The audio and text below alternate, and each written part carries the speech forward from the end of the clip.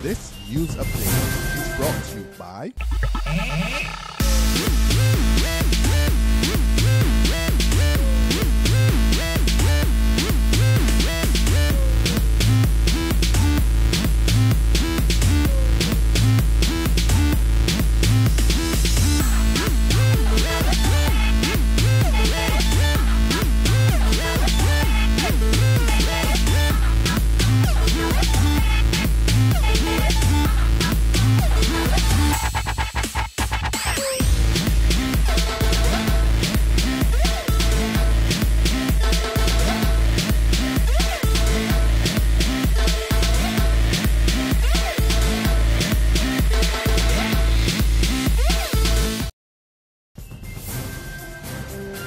This is the 6 p.m. Barbados Today update for Friday, July 11, 2014. I'm Kmar Jordan. Good evening. Political scientist Dr. George Belle says it may be simply too little, too late for the Friendle-Stewart administration. This is in light of widespread public outcry over its controversial municipal solid waste tax. In recent days, various interest groups, including the church, senior citizens, and representatives of the tourism and business sectors, have been crying out against the levy. Dr. Belle warns that government will suffer some political fallout as a result of the move, which he says was not at all well thought out. In other words, it's characteristic of this attempt to gain revenue because of cash problems, cash flow problems, and as a result, you tax people who are already overtaxed. And remember that it is being done too in a context where people have not had raises in income for a number of years, where there are other taxes. So it is done in a context of some desperation by the government.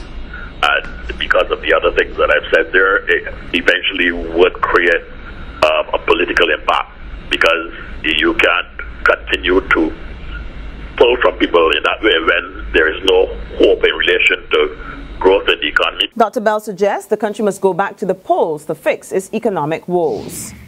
Meantime, poultry imports by the Barbados Agricultural Development and Marketing Corporation, the BADMC, are said to be having little impact on the local chicken industry.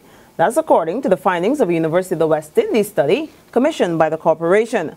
Local farmers and producers have been up in arms in recent weeks over the importation of a container of chicken wings, arguing that the move would eat into their domestic profits. But the BADMC board chairman, Sean Tudor, says the study proves otherwise. This is what the university study is saying. It is therefore not surprising that the analysis suggests that there was little or no relationship between BADMC imports and poultry production. It concluded by saying the analysis also demonstrated that there was a strong negative link between production and prices, which might be indicative of rising prices leading to reduced consumption and therefore production on the part of the farmers. But this ties in 100% with what we thought and what was said previously by the BEPA president. If the prices keep going up, you're going to get a reduction in consumption. You're going to get a reduction in demand. Young Barbadians are being urged to take their rightful place in society. In an address to mark World Population Day today, the president of the Barbados Youth Development Council, Cherise Francis, maintained that this country's young people have been silent for far too long. But she says they must realize their power if they are to get the desired change. Rather than continuously posing the question of who will invest in youth, I challenge us to invest in ourselves, put our plans into action and achieve our results. When we have done this, investors will have no choice. They will be motivated by results and they will contribute to our continued growth. To news from the law courts now, 39-year-old Ian MacDonald Burkett has been remanded to prison on a number of gun offences. Burkett of Wotton Christchurch appeared in the Oistins Magistrates Court today on charges of possession of a .45 firearm, possession of a quantity of ammunition without a permit, and going equipped. He will appear again in court on August 8. Meantime, Nicholas Eastman appeared before the Oistins Magistrates Court today on a firearm and other offences. The 27-year-old of Britain's Hill, St. Michael, has been charged with 2 counts of robbery, theft of precious metal, and making a false statement of ownership. He was remanded to prison and will reappear in the District A Court on July 15, as well as in the Oistins Court on August 6. There's regional and international news after this short break. Hi, I'm Red Plastic Bag. Anyone who knows me knows I don't like cold.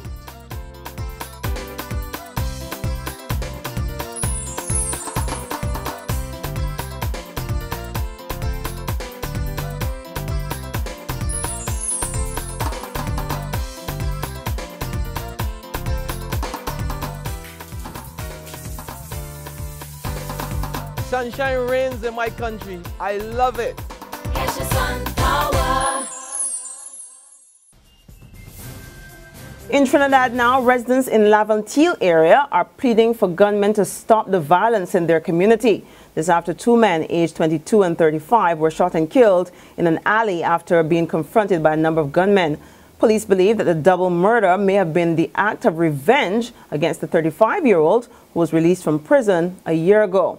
But residents say the murders are becoming more daring, with men losing their lives in broad daylight. They're calling for the bloodshed to stop.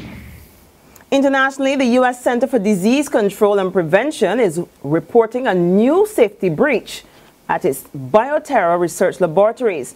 Last month, the CDC reported that 80 of its lab workers had been exposed to anthrax due to multiple failures by individual scientists to follow the necessary protocol.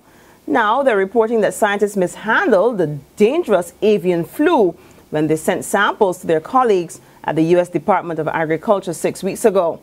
But the CDC says no one has been infected due to either the avian flu or anthrax incidents. We are very thankful for that. And on that note, we end our 6 p.m. edition. We'll be back again on Monday morning at 7 a.m. Until then, you can log on to www.barbadostoday.bb. Subscribe to our e-paper. You can like us on Facebook to get more news and sports. I'm Kmar Jordan. Have a great weekend, and we'll see you again on Monday. This news update is brought to you by